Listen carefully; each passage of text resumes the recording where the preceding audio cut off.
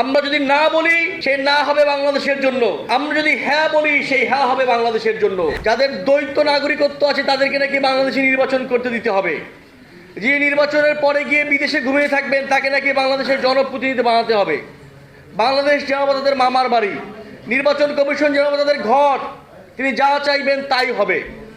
আমরা বলি 5 আগস্টের পরে বাংলাদেশে যা চাইবেন তা হবে, এই দিন ফুরিয়ে গেছে। আমরা দেখলাম গতকালকে বিএনপির একজন নেতা বললেন আমাদের সবাইকে, বাংলাদেশের নাগরিকদেরকে ব্লাডি সিটিজেন বলে গালি দিলেন। যাদের বাংলাদেশের নাগরিকদের ব্লাডি সিটিজেন মনে হয় সেই নাগরিকদের প্রতিনিধিত্ব করার দরকার আপনাদের নাই, এবং সেই সকল মানুষদেরকে আবার এসে নির্বাচন করবার অধিকার দিতে হবে। অধিকার না দিলে, সুযোগ না দিলে তারা গিয়ে নির্বাচন কমিশন ঘেরাও করবে। এইরকম মপতন্ত্রের বাংলাদেশ আর বাংলাদেশে হবে না।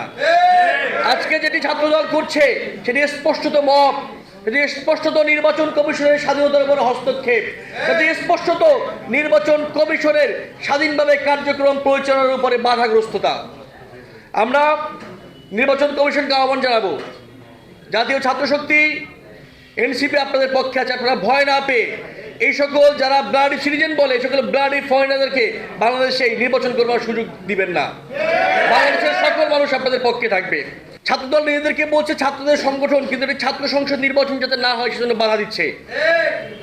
আমরা শুরু থেকে বলে এসেছি বাংলাদেশের প্রত্যেকটি কলেজে, প্রত্যেকটি বিশ্ববিদ্যালয়ে, প্রত্যেকটি ক্যাম্পাসে, ইভেন প্রত্যেকটি মাদ্রাসায় ছাত্র সংসদ নির্বাচন হতে হবে।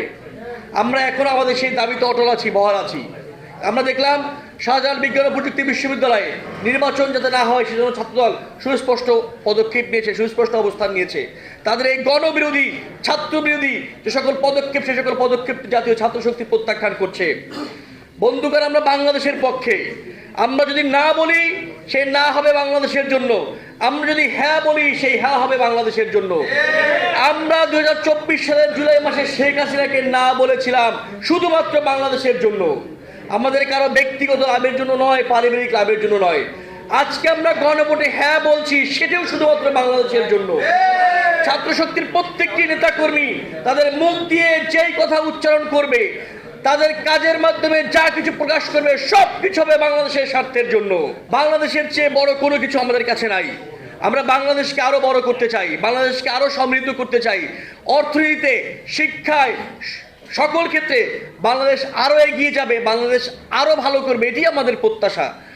আমরা আমাদের মেধা দিয়ে, আমরা আমাদের কাজ দিয়ে বাংলাদেশকে আরো সমৃদ্ধ করবো, আরো বড় করব।